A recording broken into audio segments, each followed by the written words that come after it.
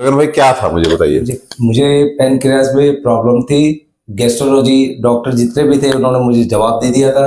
मतलब कई 14 साल की उम्र से लेकर 28 साल की उम्र तक मैं पेट दर्द से रहा बीमार। मतलब आप ये कह रहे हैं कि जब आप 14 साल के थे, हाँ, और आप 28 साल, मतलब 14 साल तक 14 साल आपको पेट में दर्द रहता हाँ, था। सेंटर में होता था, बैक पे जाता था। डॉक्टर बोले कि नसों गुच्छा बन गया है, ये है, फट जाएगा। तो जवाब दे दिया था उन्होंने। नहीं, मतलब ये कहते थे कि पैंक्रियाज में कोई दिक्कत है। पेनक्रियाज में दिक्कत तो फिर दवाइयां खाते थे आप लगातार? दवाइयाँ खाए, इंडोस्कोपी जो एंडोस्कोपी, हाँ। इंडोस्कोपी से वो चेकअप करते थे, स्टंट डालते थे फूड पाइप में, हर 1.5 महीने बाद रिमूव करना। तो इस तरीके से उन्होंने मेरे शरीर खराब कर दिया था पूरे।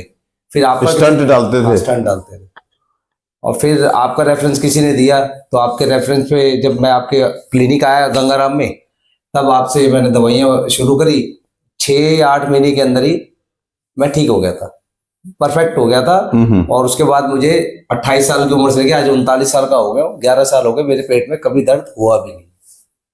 मतलब आप ये कह रहे हैं कि 14 वर्ष से 28 वर्ष तक की एज में आपको बार बार पेट में तकलीफ होती थी और स्पेशली दर्द होता था। दर्द होता और आपको कुछ भी उसमें पैंक्रियाज बोलते थे। और आपको मतलब स्टंट डालते थे, निकालते थे, स्टंट डालते थे। हाँ, मतलब गुच्छा बन गया जैसे 26-27 साल की एज में उन्होंने स्टंट डालना शुरू करा और निकालते, कहते नसों गुच्छा बन गया है, फट जाएगा ये।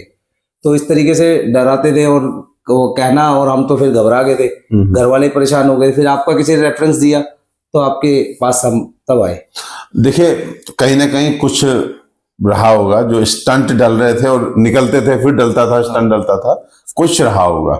लेकिन बात गौर करने वाली यह है कि 14 साल तक बाल्यावस्था में और युवावस्था में, जिसमें लोग खूब खाते पीते हैं, बिल्कुल। उसमें आप मतलब डर डर के खा रहे थे। बिल्कुल, खा ही नहीं सकता था मैं, कुछ भी नहीं खा सकता था। अब तो सब कुछ खाता हूँ मैं।